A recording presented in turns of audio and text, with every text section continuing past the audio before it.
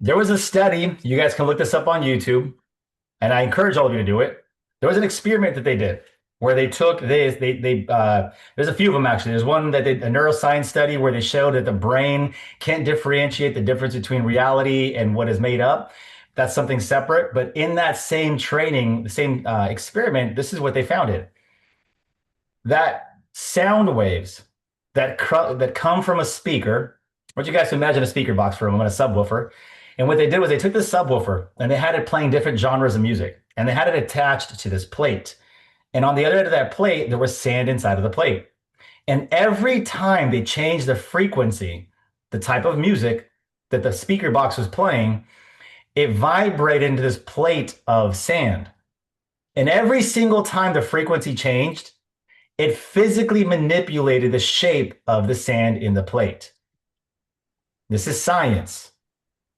This isn't hocus pocus. Yes, exactly, Jomar. So if you have science that's telling us that the speaker box can physically manipulate the earth around us, I'm going to take it a step further. Let's replace that speaker box with your mouth. Let's replace the plate of sand, the plate, with the globe. And let's replace the sand with us, the people, the animals, the landscape around us. Are you guys picking up what I'm putting down so far? Drop it in the chat. I want to make sure you're following along with me. Okay. Thank you. Thank you.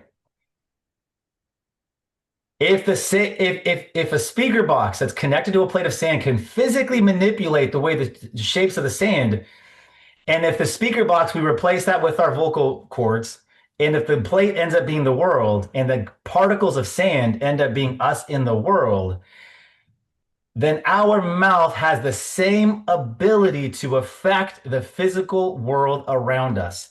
If the speaker box that is not touching the sand can physically manipulate the particles in that plate, what can the words that you're vibrating out of your speaker box do to the world around you? It is biblical, it is secular, it is scientific. It has been proven that your words have power. So this is why it's important for us to speak life over ourselves and to have that those good affirmations that build us up. That is why we start off with affirmations. This is why people pray. This is why people meditate and they bring and attract abundance to them. A lot of it has to do with how we're speaking to ourselves.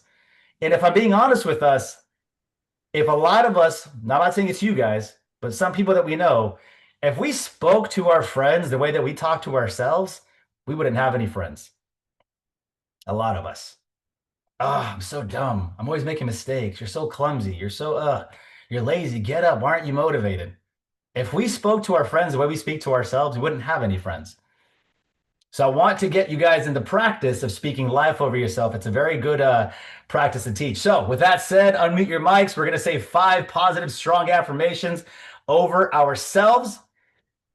And then from there, we're going to kick off the training on the mindset for today. Here we go. Ready? Unmute your mics. Open up your cameras, ladies and gentlemen. Let's get engaged with each other. I want to feed off the energy. Here we go. Ready? I am healthy, wealthy, and happy. I am healthy, wealthy, and happy.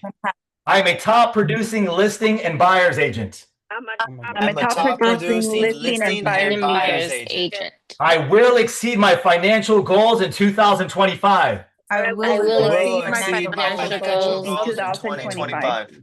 I am happy and I am healthy. I am happy and I'm healthy. And I am the best. And I am the best. Let's go, team. Clap it up. Let's get some energy inside of you. Here we go. Let's go. Let's go. Happy Monday. Welcome to another beautiful week. I'm excited to talk to you guys today. Listen, there's something to be said about mastering the mind. We have to make sure that we're able to master our mind. And that's what I wanted to talk to you guys about today. So today won't be so much engagement. Today's just going to be really me just talking. And I put this talk together through a culmination of my experiences over the last 15 years in sales and business, from taking teams of 0 agents to 400 in the last 4 years between 2 separate companies, from a multi-level marketing business that was doing $90,000 in sales with over 150 people in the organization, from sales and just being a leader in this industry for a while. And a lot of these ideas, some of you have heard, a lot of them you haven't. But the number one strength that I have is I have control over my mind. I had control over my mind when I had nothing. I have control of my mind when I have everything. And there's an expression that says, if you want to test a man's character, test him when he has nothing. If you want to test his loyalty, test him when he has everything. You test a man's character when he has nothing, and you test a person's loyalty when they have everything. You test a man's character when he has nothing, and you test their loyalty when they have everything. And that one struck a chord with me very early in my career. And I said, I wanted to be neutral. I don't want to over celebrate my wins, and I also don't want to over celebrate my losses. And so over the course of my career, as I developed as a real estate professional, as a sales professional, there's a lot that went into developing my mind. And so one of the things that I learned in this business was when I first wake up in the morning, I have to prime myself, get myself ready. I have to be my biggest cheerleader. And sometimes you have to be your biggest cheerleader in this business. Sometimes you're not going to have someone cheering you on.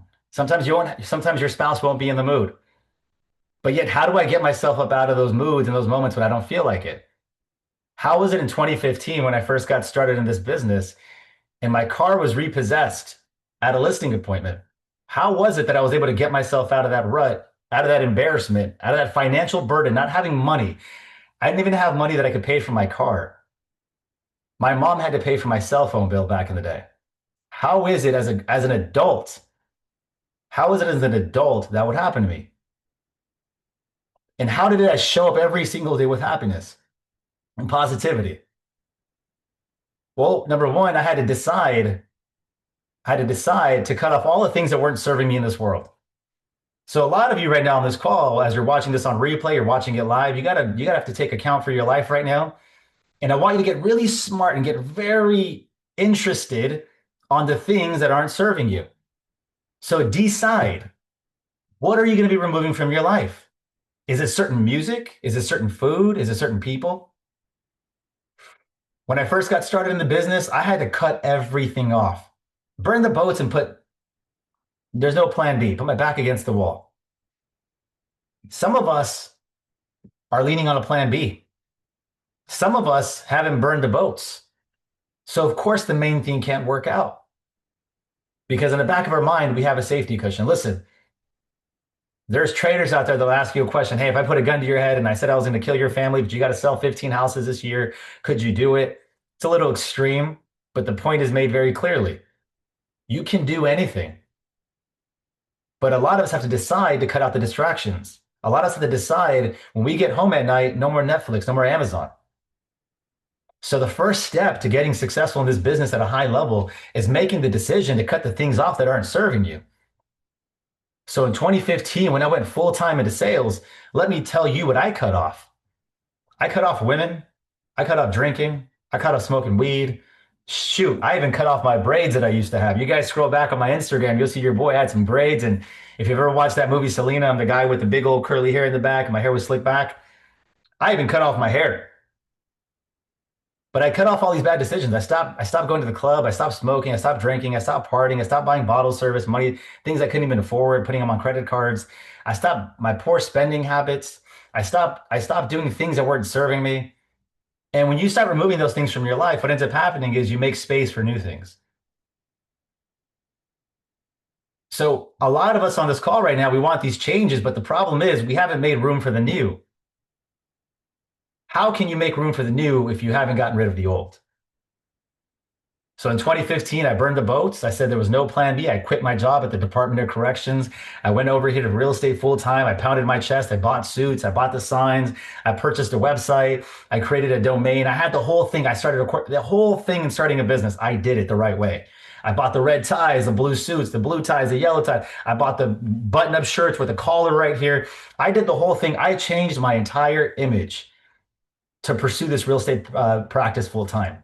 I was a student of the game. And again, I had to cut off all the old things that weren't serving me so that I can make room for the new. And so the title of my message today is Mastering the Mind. If we can't master the mind, the body won't follow. If we can't master the mind, our emotions won't follow. If we can't master the mind, we can't produce anything consistently that's worth producing. So we have to learn how to master the mind. And if this was a traditional business and this was a traditional business seminar and you guys all had a storefront, I want to give you an example. I want you all to think of yourselves right now as a traditional business owner. You have a storefront and you sell a product. Take a moment and think about that for a moment. It doesn't matter what product you'd sell, shoes, clothes, perfume, extensions. But think for a quick moment, you own a store. Now that you're the store owner, it's your responsibility, no one else's, to get the inventory, to check it all in. It's your responsibility to show up at 7 in the morning, unlock that door, open it up, be the first one there before. And again, you don't have employees. You just started this business. It's you running it by yourself. You're greeting every customer. You're following up with every customer, adding them to the CRM. You're selling the product on the floor. Oh, this shoe looks incredible on you. Try this perfume. Girl, that wig looks great on you. Guys, whatever you're selling, you're with the consumer. Then you go to the cash register, you close them out, you sell it, you make a sale. But then you got to account for Uncle Sam, you got to account for taxes, you got to account for payroll, you got to account for your overhead.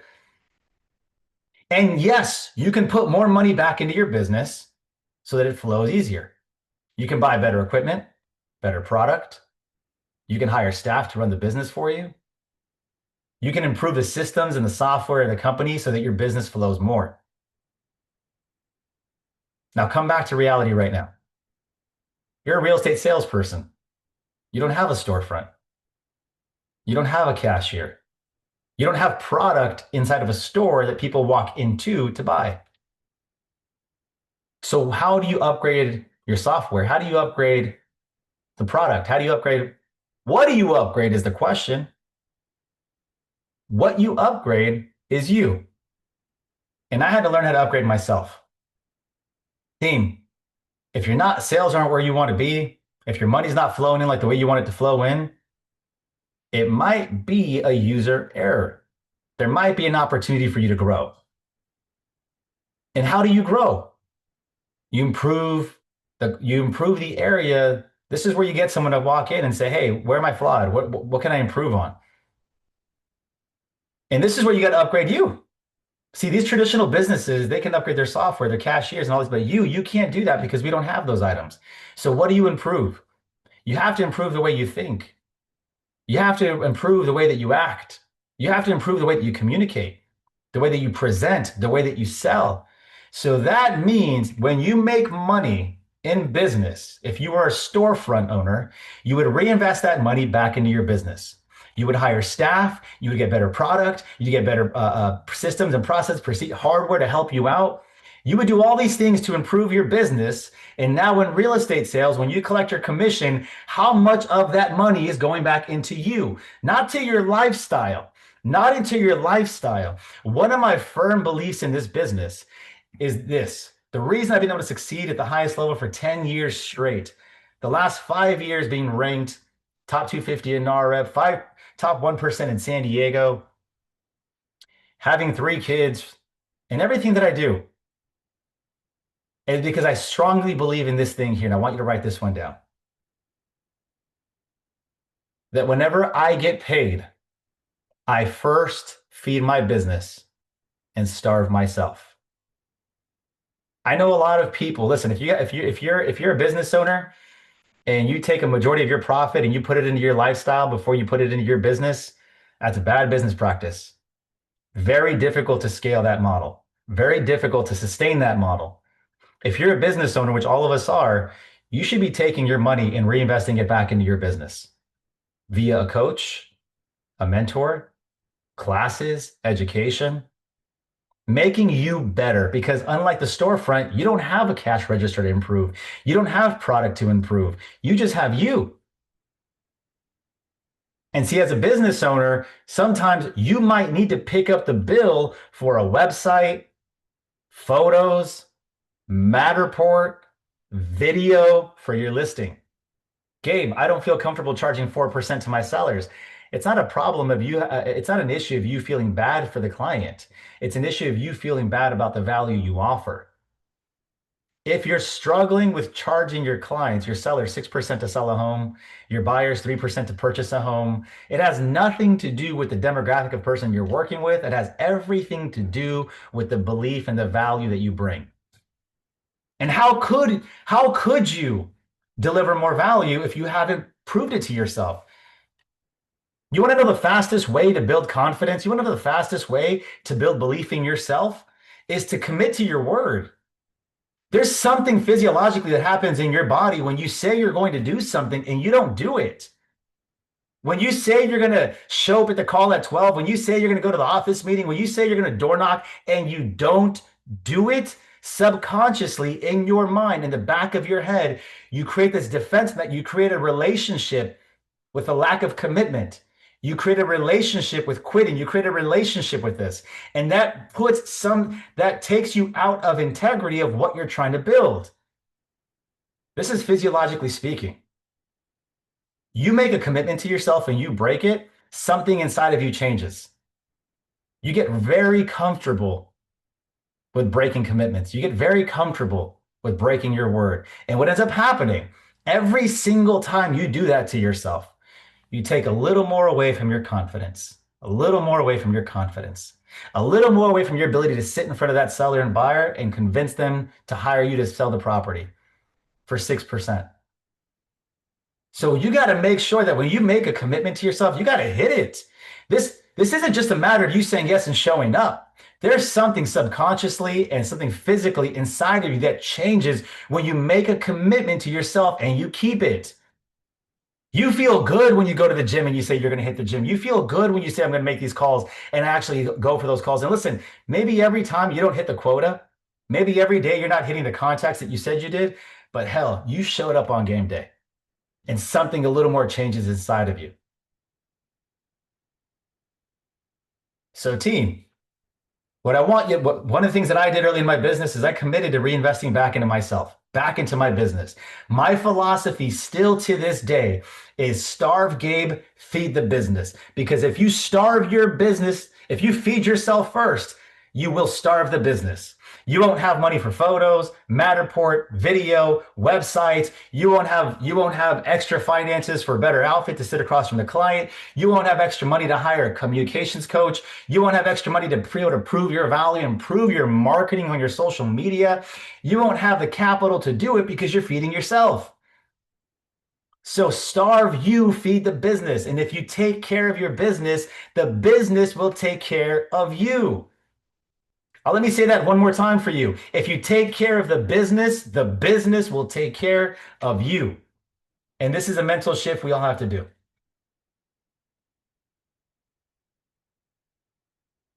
I'm looking at my notes. Give me one moment. And there's an expression that gets thrown around a lot. And I think we overlook it too much. And as I was developing this business and I was starving myself, I wasn't going out. Look, there might be a season in your life right now that you can't go out. You don't get to eat steak 5 days a week. Maybe that's not the season that you're in. Maybe you're in a season that you have to rebuild yourself. You rebuild your mindset, rebuild your body, and you have to rebuild. And that's okay. Don't scroll on social media. And like I told you at the very beginning of the talk, you doomsday scroll. You get around those people that are at their chapter 30 and you're on chapter 10, and you start doing that one thing called comparing. Oh, that'll put a dagger in all your progress. So you got to believe your own hype. You got to be focused on you. Put the blinders on. If the season right now for you is, I got to cut back on spending, I got to cut back on this, I got to starve myself so I can feed my business, make that decision today and stay that course for the next 90 days to 6 months. The rest of this year, give the rest of this year the best of yourself. Join the door knocking challenge that we have going on starting next week. Join the role play that we have happening every single morning. Do these things, starve yourself, feed the business. You'll see a difference. Because skills pay the bills. You got to get better, team. We all have to get better. I don't know what you have to get better on, but let me tell you what I had to get better on when I first started. I had to get better at communicating. The John C. Maxwell says, everyone can talk, few can connect. You ever wonder why Sometimes you talk, or sometimes people speak to you and nothing captivating about it. You ever wonder why sometimes we talk to our clients or our kids, our friends, the point never seems to land? We have to repeat ourselves multiple times. We get embarrassed because we stumble and fumble over our words. That was my problem. So I had to invest into a speaking coach for 8 years called Toastmasters and get better at communicating. I had to hire someone to teach me how to dress. I had to read a book called How to Become a Gentleman to learn how to become a gentleman. Because growing up over here in San Diego, the parts where I grew up in, let's call it for what it is. We lack respect for women. I lacked respect for women growing up. It was just my environment that I was in. I didn't know that as a man, we opened the door for women. I didn't know as a man that when you're walking on the sidewalk, the man should be closest to the street and the woman should be closest to the building. Come on, gentlemen. I know some of you know about that one. I heard that as a man and when I mean men, now I'm talking about people, that your yeses have to be your yeses and your no's are your no's. When you make a decision, you stick to it. I had to learn how to do that. I had to be okay with paying the bills every single time I dated whoever I was dating and now my wife. Those are things that I had to learn. And I was embarrassed. I was shy. I didn't feel good having to ask and humble myself. As a man, there's a lot of pride that we carry. But having to go to another man and saying, I lack this, I don't know how to be a husband. I don't know how to be a father. I don't know how to steward my finances. I don't know how to communicate. I don't know how to close. Listen, team, we've all been there. We've all had to start somewhere and we all had to end somewhere. I too didn't know how to manage money. I too didn't know how to communicate. I too didn't know how to be a great husband. I too didn't know how to be an involved, present father. I didn't know how to do those things. I had to get taught how to dress, how to get taught how to communicate. All these things I had to learn how to do. What you see today is hundreds of thousands of dollars of investment back into me because I don't have a cashier. I don't have product to sell. I don't have a storefront. I am the investment. And then when I started making a little more money, I started learning about Botox and all that stuff. And that's a different time. We'll talk about that a little later at a different time. But again, it's an investment in myself. I wanted to make sure that I looked good and I felt good about who I was as a person. Skills pay the bills. Are you investing time and or money into your business? Now, look, a lot of you might say this, hey, Gabe, I don't have a lot of money to spend right now. You don't have a money problem. Gabe, I don't have the resources to pay for this. You don't have a resource problem. You have a resourcefulness problem. Let me say that one more time. You don't have a resource problem. You have a resourcefulness problem. You just got to be more resourceful. You don't have money. I'm sure you have time. If you don't have money, you have time. There's a reason we don't have money. It's because we're not working. If we're working, we don't have no time and we have money. And eventually you learn how to scale that. But there's something and someone is willing to teach and pour into you. There's something you got to cut out so you can commit more to your business. I don't know what that is for you, but during this talk, I need you to start self-identifying. What is that you have to remove? What is it you have to cut out? What is it you have to start doing in order to commit to yourself so that you can start building this confidence and getting out there and doing the work so that you can start making the money you want to earn. Invest in your skills. And I did. I learned how to communicate. I learned how to connect, and I learned how to close. Listen, there's a difference between communication and presentation. There's a difference between communication and presentation. Sitting on the table, presenting your pitch to a seller is different than talking on the phone to a seller and pre-qualifying them before the listing appointment. There's a difference in that. See, when you're talking on the phone, you can stand up and you can walk around and you can inflect your voice and be energetic. But when you sit down across the table and you have to lock eyes with that seller for 45 minutes and you have to go over your marketing plan, your net sheet, the commission, and you have to handle the objections, then all those weird tendencies as people that we have, the eye twitch and the ums and the uhs and breaking eye contact, fidgeting a lot, touching our hair too much, speaking with our hands too high, too much. All these weird things that we do as humans when we're nervous that are unchecked, that's presentation. Have you mastered the art of presenting? Have you mastered the art of communicating? Have you mastered the art of mirroring and matching? Have you mastered the art of closing after you present? That's a whole different ballgame, ladies and gentlemen. Gabe, I don't know where to start. We start here. Gabe, I don't know who to ask for help. Hello, here I am. There's a lot of people that are willing to teach you if you're willing to ask. Big shout out to Larissa, by the way, if she's on the call. I don't know if she, Larissa, are you here today? I don't know if she's here on the call, but if she isn't, big shout out to Larissa because she's been reaching out for help and asking, and she's already on coaching call number 3. We're rebuilding her business from the ground up, doing everything completely different. Next, in this business, I learned it was a numbers game. As I got out there knocking on doors and making calls, I can tell you one thing. There are massive amounts of distractions in our life. The moment I wanted to get committed and start building this business and knocking on doors and cold calling, I started figuring out there's way more distractions than I knew. Hey, happy hour. Hey, lunch, birthday, bar mitzvah, quinceañera. The suegra's having something this weekend. 4th of July. All of these distractions that come up that take us away from the business start coming up the moment you commit. And once you commit and cut out those distractions and focus, it's a numbers game. A lot of you say, hey, Gabe, I haven't got the listings I want to get. You just haven't spoken to enough people. It's an easy business. I'll prove it to you. You go out there, you knock on 100 doors today. You might get one seller who says yes. But as you begin to improve your skills, the way that you dress, the way that you speak, the way that you present, the way that you close, as you get better and you talk to 100 and you improve your skills, now you might close 2 people.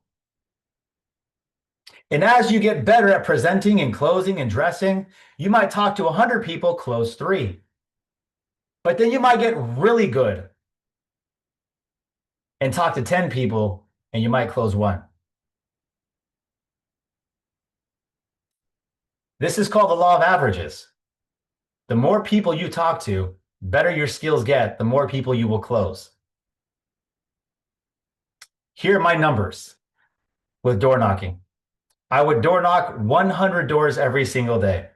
That would take me approximately 2.5 hours to do. When I knock on 100 doors in 2.5 hours, I would approximately speak to 25 people. That means 25 people would open the door and had a conversation with them about buying, selling, or investing. Of those 25 people that I spoke to, 5 of those people turned into leads. Someone who wanted to buy or sell in the next 6 months or invest. And if I did that 5 days a week, I would end up with at least 1 appointment per week. So I know that if I went out there for 15 hours knocking on doors every week, I'll at least get 1 appointment. And if I did that in 1 month, I know for a fact I would end up with 1 contract. Those are my numbers. If I want to get 1 contract signed in 1 month, door knocking, I need to go on 4 appointments. In order for me to go on 4 appointments, I need to knock on 100 doors per day, 15 hours a week. Talk to 25 people, have 5 leads, nurture those leads, I get 1 appointment. Question for all of you. Who here does not know their numbers? Drop it in the chat. Let's be honest. How many of you guys do not know your numbers? How many people you have to speak to get a lead? How many leads you have to talk to get a contract? How many contracts signed you have to get to close? How many of us do not know our numbers? Just Anthony? Me? Let's see here. Ken says no, I don't. Lily says no, I don't. Me? So 5 of us, 1, 2, 3, 4, 4 of us out of 17, 16, 12 of you do. Sandra says no. It's an average, it's a numbers game. So where do you have to start? Start tracking your numbers, team. This is a sport. Any sports fanatics here? Any big? I'm talking like really big. You're into sports. Like you follow it. You probably bet on it. You watch it. Who's a big sports person here? Anthony? Which can you unmute your mic real quick, bro? Yeah. Hey, which sport are you into, brother? Basketball, baseball the most. Okay, basketball and baseball. What is the average batting average in Major League Baseball? About 245. And for us who don't know baseball terminology, what does that mean? For every at bat, you have a 24% chance of getting a hit. Okay. Okay. Now follow and Anthony, so just in other words, every baseball player who goes up there and swings at the ball when the pitcher throws it, team, I need you guys to listen to this. I want you to know that I'm going to tie this in for you really quick. Listen to this point. Anthony, every professional baseball player, Padres, Dodgers, Yankees, it doesn't matter who it is, but every professional baseball player that goes up to the plate has a bat in their hand. The pitcher throws the ball, 24%, let's just call it 25% chance of them hitting it. That's the average of the league, you're saying, which is one out of, let's call it four pitches, whatever it ends up being, but a 25% chance of hitting that ball. Is that correct? Yes. So 75% of the time they miss it, but 25% of the time they hit it. Is that right? Correct. Can you tell me what the average salary is of a Major League Baseball player, professional baseball player? Average. I mean, if I had to say, it would probably be like 8 to 10 million. I don't know. I'm making that up. I don't know. It sounds about right to me. Let's even go lower than that. Let's just say it's 5 million. Mhm. Say it's 5 million. Screw Mhm. it. Let's even say it's 4 million. As Mhm. a professional baseball player, you make $4 million a year, missing 75% of the time. 75% of the time you miss $4 million. Google said 5 million. Thank you, Jamar. Appreciate that, brother. 75. Thank you, Anthony. Appreciate you, my man. 75% of the time you miss as a professional, you make $5 million on average. Team, if you miss 90% of the time in our industry, the ceiling is incredible. 6 figures, 100,000. You talk to 10 people and only one says yes to you, $10,000 commission. You sell 10 of those per year. Again, listen to what I'm telling you. If you talk to 10 people, one says yes, that ends up being a $10,000 commission check. You get 10 of those per year. That's $100,000 per year. That's 100 people per year you have to talk to. 90 people told you no. 90 people closed the door. 90 people rejected you. 90 people didn't return your call. 90 people didn't sign in at the open house. 10 people did, you make 100,000 a year. But if you don't know your numbers, we can't track it. Are you guys picking up what I'm putting down? So I had to learn how to track my numbers.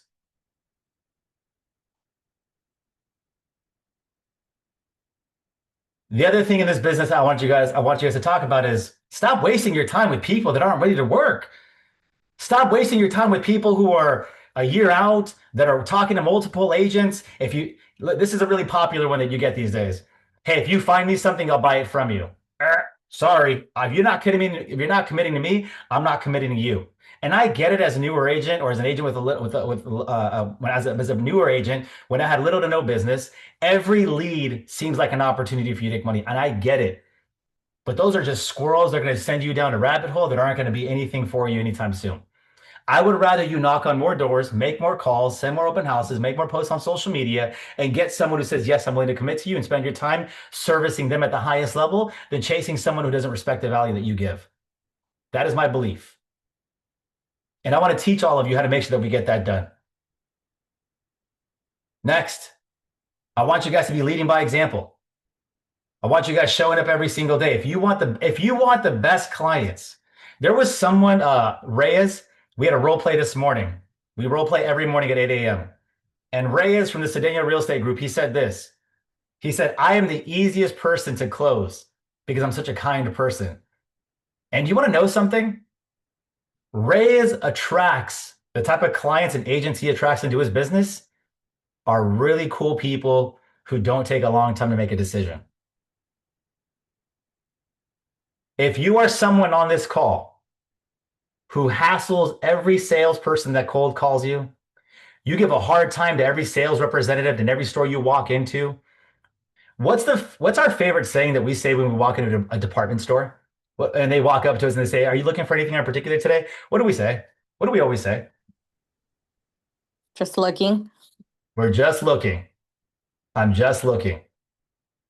And yet we wonder why, as a sales professional, we want people to say yes and no right away. But as a consumer, you don't even say yes or no right away. You don't commit right away. You don't sign on the dotted line right away. You want buyers who are going to buy from you right away? You better be a buyer who buys right away. You want sellers who are going to sign the listing agreement right away? Then you need to be a seller who signs right away. You want to attract people who spend money? Then you need to go spend money. Now, I'm not saying go poor, but I'm saying is you are going to attract who you are, not what you want.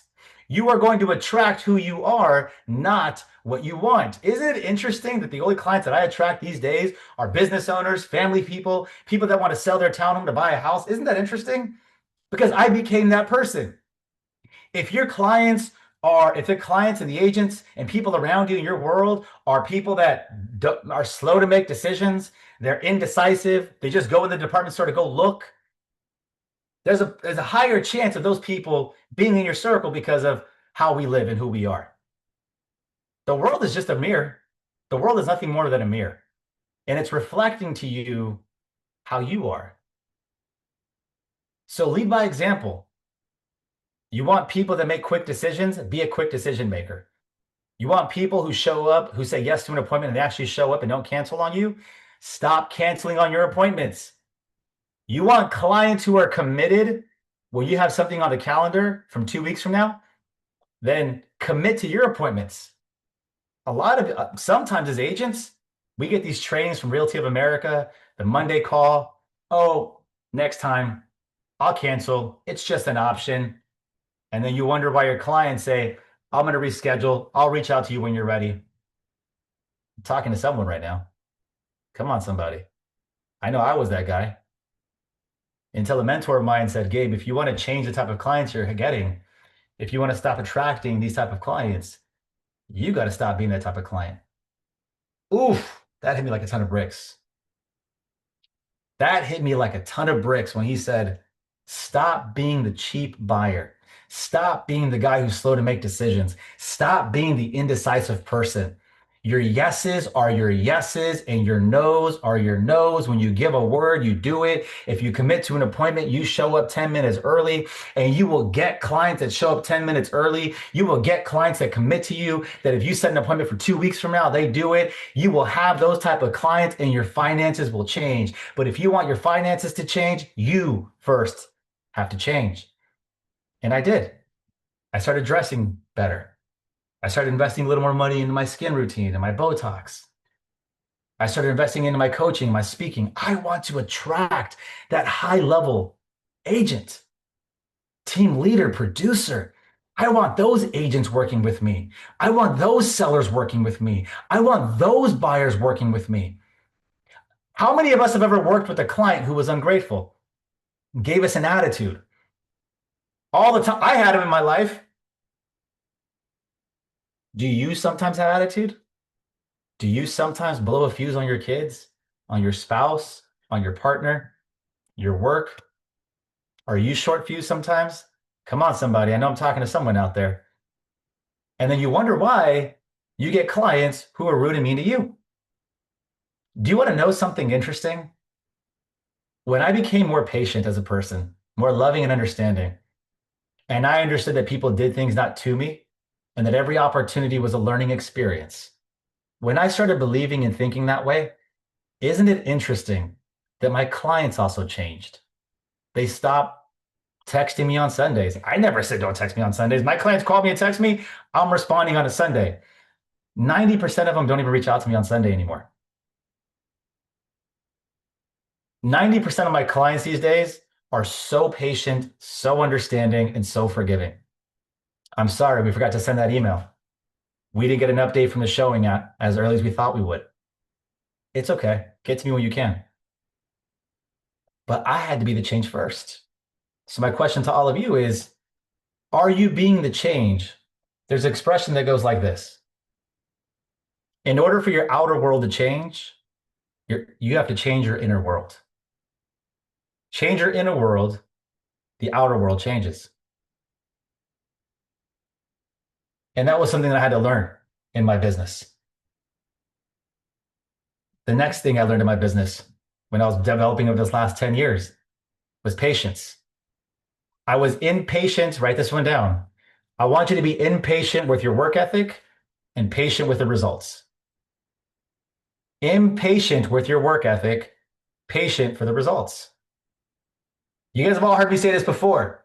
You cannot sow and reap in the same season. Nowhere in the world can you sow a seed and have the harvest in the same season. There's a season for sowing, there's a season for reaping. There's a season for sowing, there's a season for the harvest. You cannot go expect to knock on 100 doors and have 100 people tell you yes. You cannot make 100 phone calls and expect 100 people to tell you yes. You cannot make 100 posts on social media and expect 100 people to send you a direct message. It does not work that way. I will work as if it does, but I will expect that it does not. Let me say that one more time. When I work and I knock on doors and I'm making phone calls, in my mind, in my heart, I'm telling myself someone's going to say yes today, but my expectation is I know it's going to happen next season.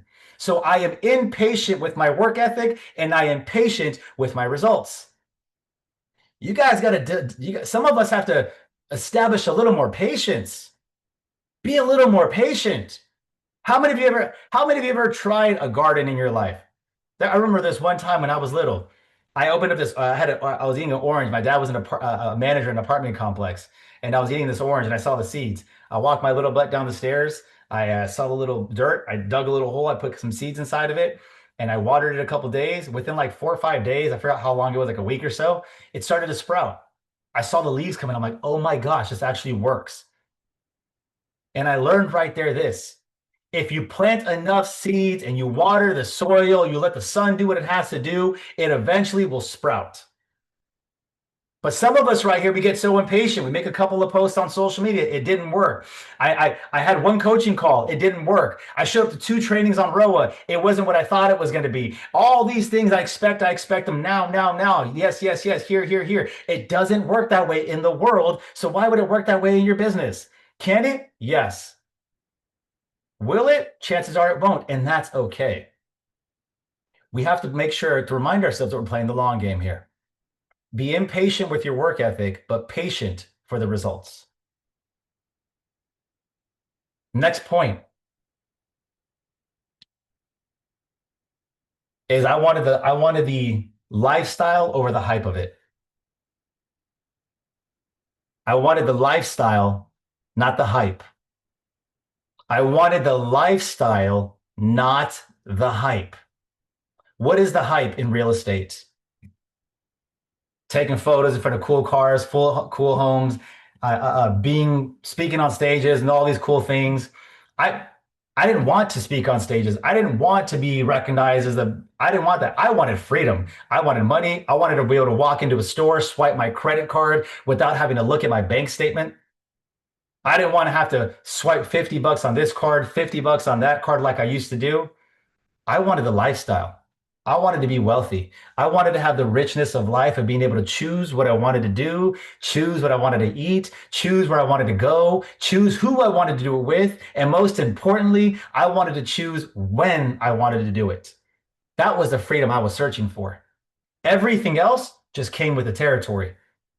And most real estate agents that joined the business, not you, not us, most real estate agents that joined the business between 21 and 23, when Netflix shows were blowing up and Selling Sunset was happening and $1 Million Listing was coming to an end and all these things were coming and social media was amplifying the heck out of this image, red bottoms for girls, suits that were too tight for men up to their ankles. When all that lifestyle was popping off, people were chasing the hype.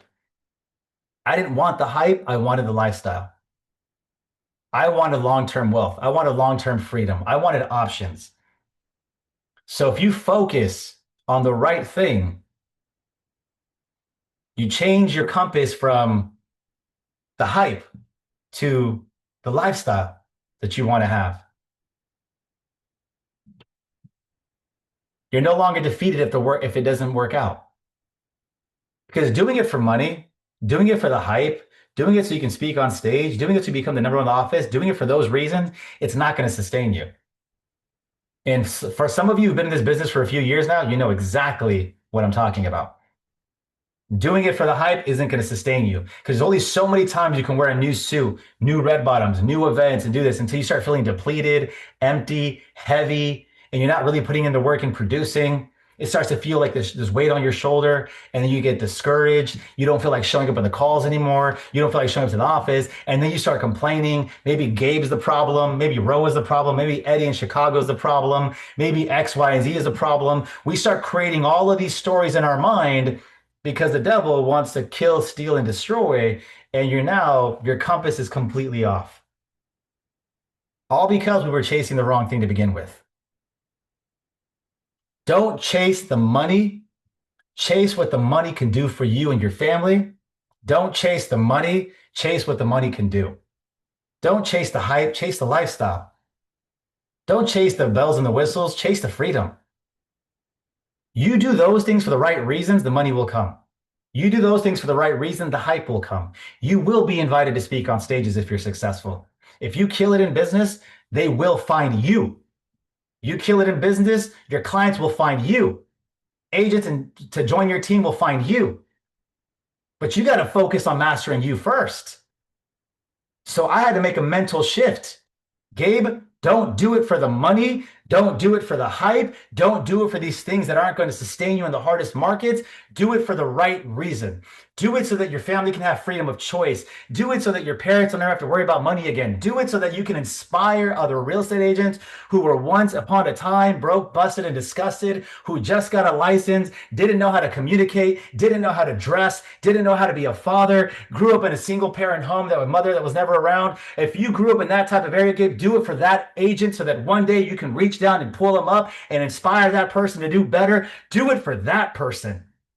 And when I started doing it for something that was bigger than me, something bigger than my flesh, my fleshly wants and my needs, when I started doing it for something bigger than that, my vision got bigger, my work ethic got strong, but more importantly, the strength that I had to carry the weight was way bigger and better than it had ever been. My strength was 10x when I had other reason and other people for it. I was able to carry more weight for more time because I stopped caring about the money, I stopped caring about the honey, I stopped caring about the flash and the cash, and I started worrying about something that was bigger. And when I thought about something that was bigger, that's where my strength came from. And if you're having a hard time carrying the weight in this season, it might be because the goal that you attach it to isn't worth the weight.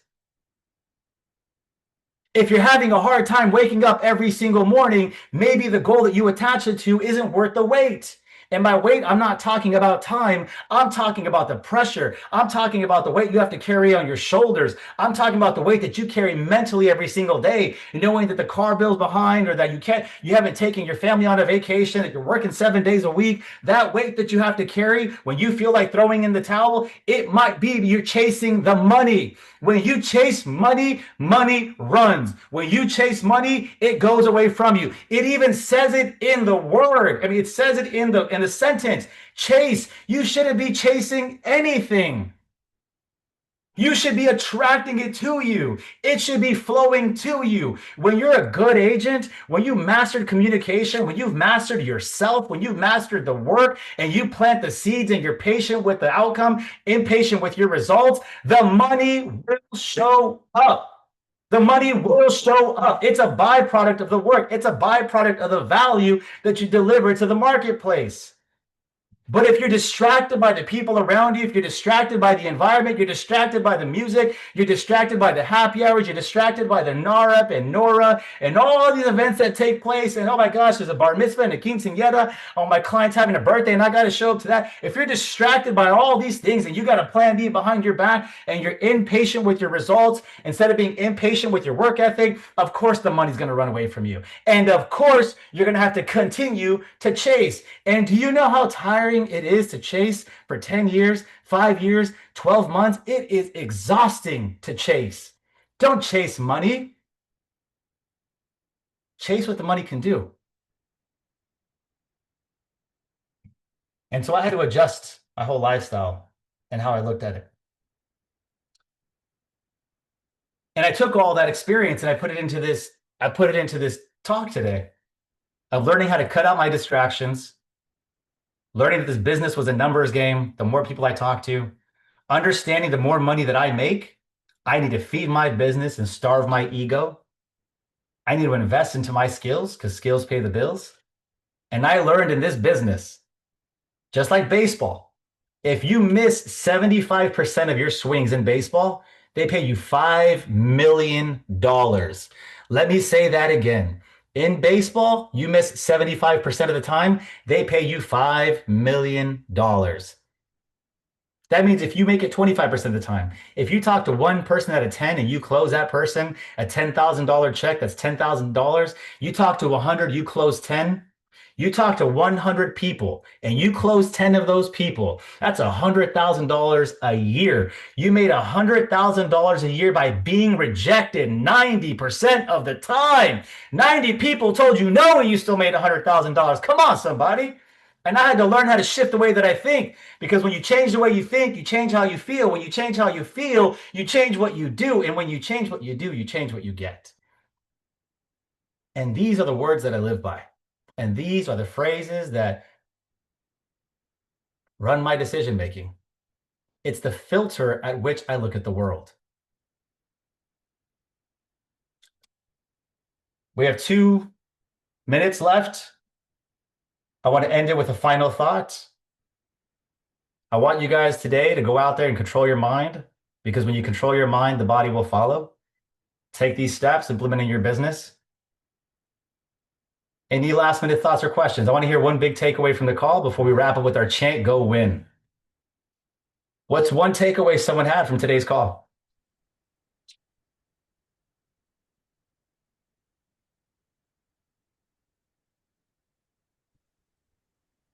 You can unmute your mic and go ahead and shout it out loud. Moving the distractions is one. It's the biggest one, I think, for me. Removing distractions. I can't see who that is. Who was that? Linda. Linda Gonzalez. Thank you, Linda. Removing distractions. Absolutely, 100%. Yeah. This is Anthony. Burn the boats. Burn the boats. Yeah. Absolutely. Don't look back. No looking back. There's a Chinese proverb, Anthony, that says, you never attack the enemy when the enemy's back is against the wall. Because when the enemy's back is against the wall, they fight with 75% more strength and ferocity. I'm going to say that one more time. I don't think it landed with everybody. Chinese proverb, you never attack an enemy with his back against the wall. Because when his back is against the wall, they fight back with 75% more ferocity, more anger, more will.